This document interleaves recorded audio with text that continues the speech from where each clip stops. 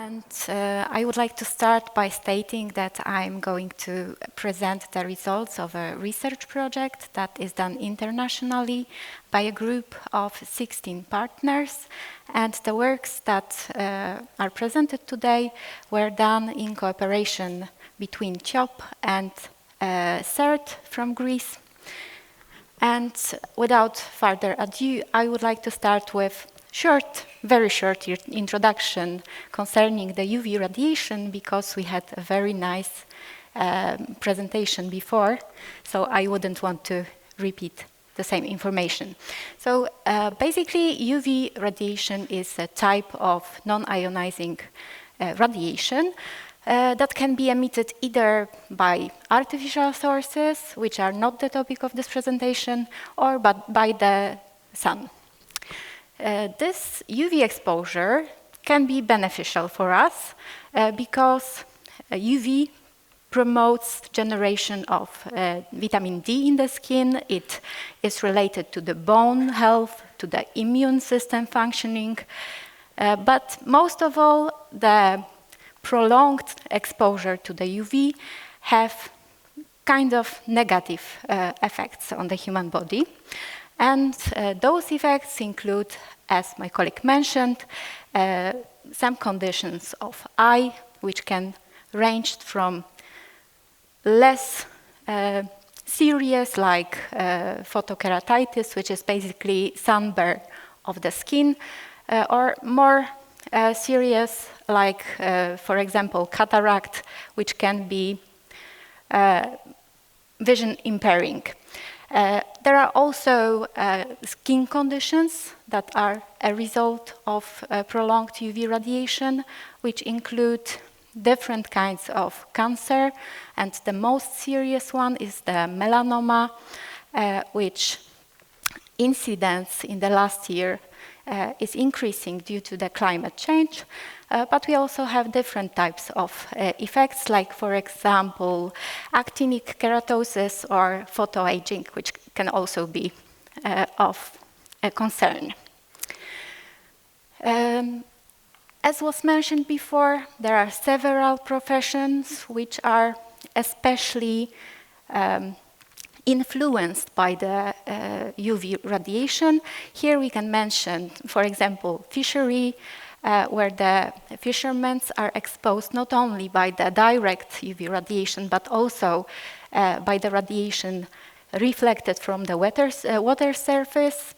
We also have lifeguards here, farmers, and one of the most at-risk group, which is construction workers, who not only are exposed to the UV, but also a whole multitude of different factors which are endangering them at work. And to safeguard the workers' health, some measures have to be taken to minimize the effects of UV radiation on their health. But before we can take those measures, we have to assess them, we have to measure them.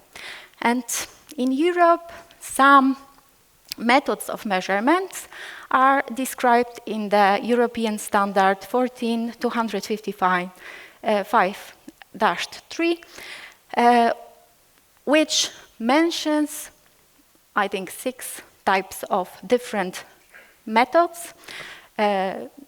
Among the methods of assessment, we can mention about the one based on the EUV index, which serves as a kind of a reference, offering a daily forecast of expected UV radiation. We also have the methods based on calculation of skin exposure factors, methods based on models such as radiative transfer, and also direct measurement methods of erythemal effective radiant exposure and non-melanoma skin cancer. All of those methods have their advantages, but they also bring some issues to the table. Firstly, some of them can be prone to inaccuracy. For example, methods that include workers to keep detailed exposure logs are not very effective because we need to incentivize workers to do the work for us. We, of course, have more precise alternatives, like the already mentioned use of handheld or wearable UV sensors. And those methods are very good, very precise, but they can be costly. They are time-consuming. They generate huge amounts of data that need to be processed. And also, some margin of error from the human side, from the worker's side, is always possible. But in the light of changing work environments, with the advancement of new technologies, of wearable devices, some needs and some ideas are risen that could include a real-time assessment of the exposure. And this problem is tackled within the ASSIST-IoT project, whose main goal is to develop a new architectural approach to the future Internet of Things. The project is realized in many different industries and in many different scenarios. One of the pilots that was planned within the project is coordinated by Central Institute for Labor Protection National Research Institute with the cooperation from Mostostal Warszawa, which is one of the biggest construction companies in Poland. Our pilot included 3 business scenarios. One related to fall incident identification, one related to health and safety inspection support, and one which was related to occupational and health monitoring. And within this one, a new approach for real-time monitoring of working condition was developed and tested at a real construction site of a psychology department of University of Warsaw that you can see in this little picture right here. You can see that the whole construction site is quite big. So it was a challenge to test our first theoretical, then infrastructure approaches at such a huge testing site. What the project and the pilot included was the use of kind of a universal architecture that was specially modified to work at the construction site.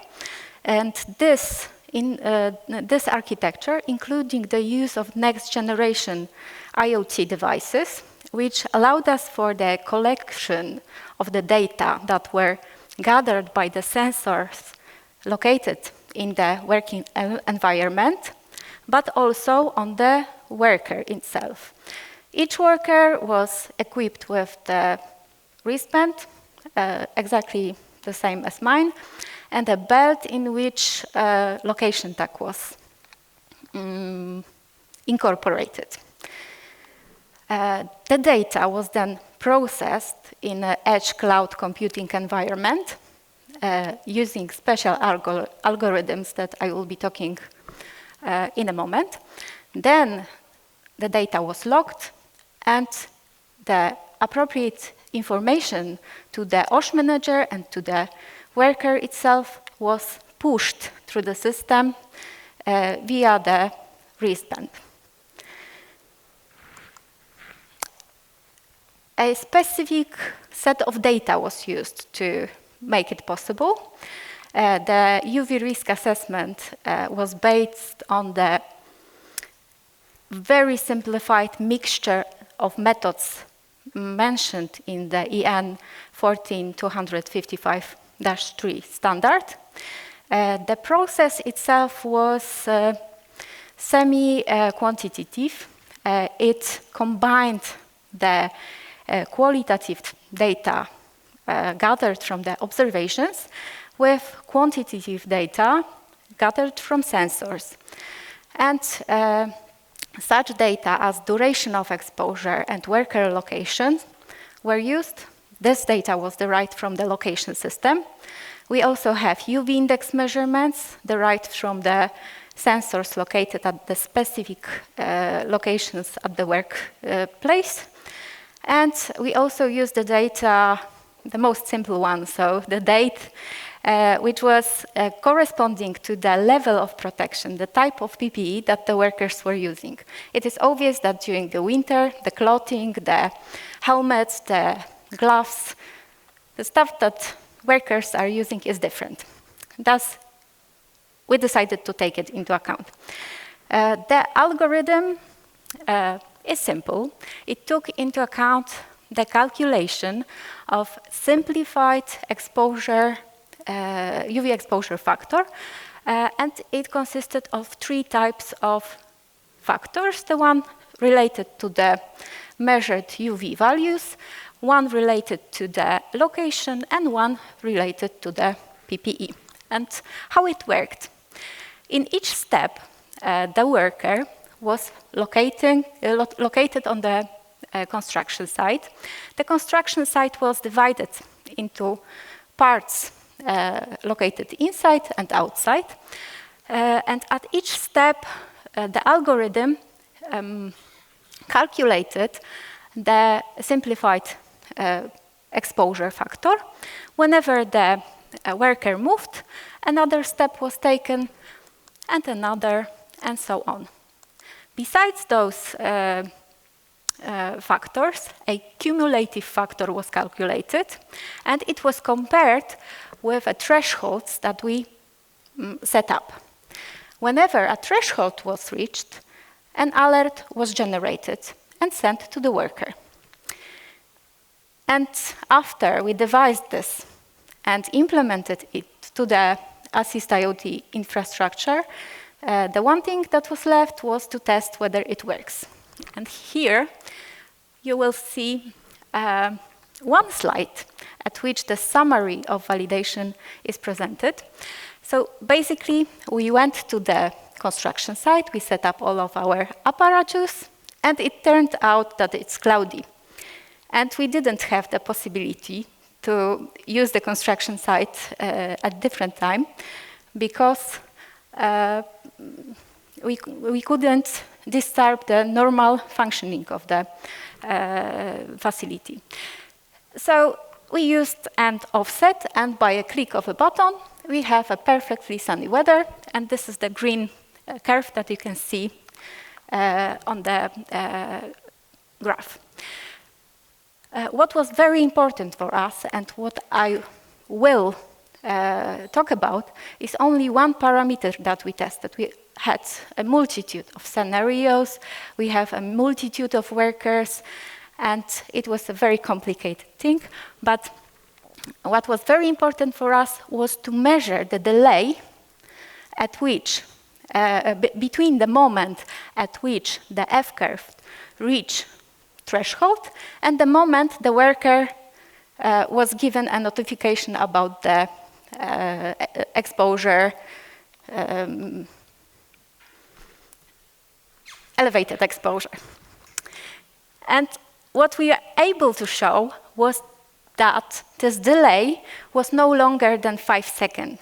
So in the result of this, we proved that, of course, with this limited algorithm, we proved that it is possible to assess the UV exposure in near real time.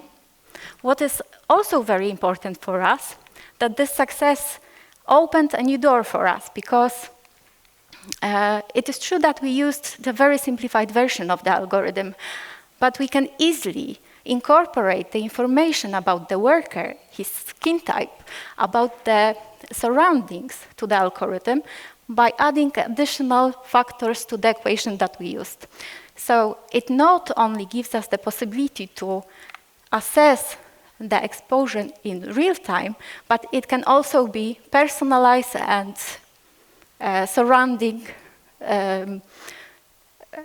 It can take into account the surroundings.